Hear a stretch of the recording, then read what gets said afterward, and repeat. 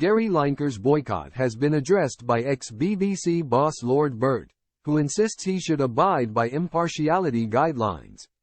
Lord Burt declared that it is not legitimate or right for Gary Lineker to voice his own opinion about immigration policy, while working as part of the BBC.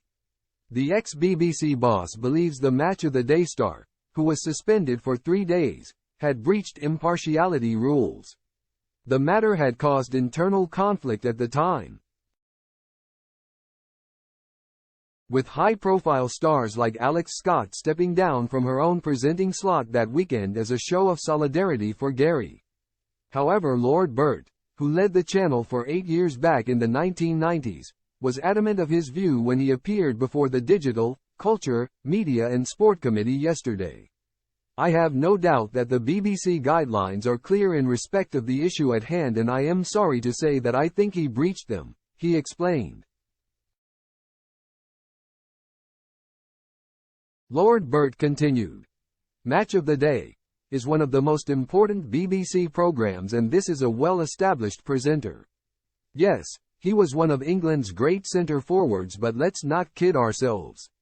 His status, his standing and his power arises above all else from presenting this extremely important program."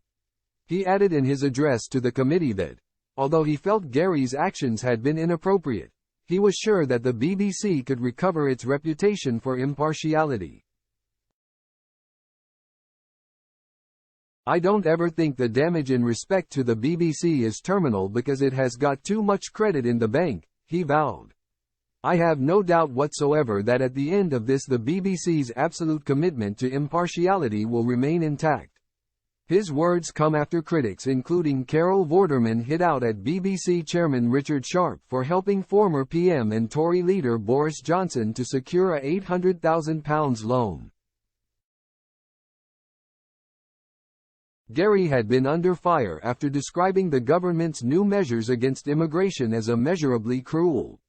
Had argued that the language used about the migrants were similar to that of Nazi Germany in the 1930s. And his comments hurt some who accused him of trivializing the deaths of millions in the Holocaust with his comparison.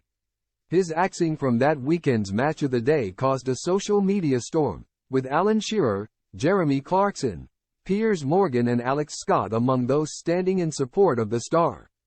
He has since been reinstated in his usual slot, although he missed one recent appearance due to his health.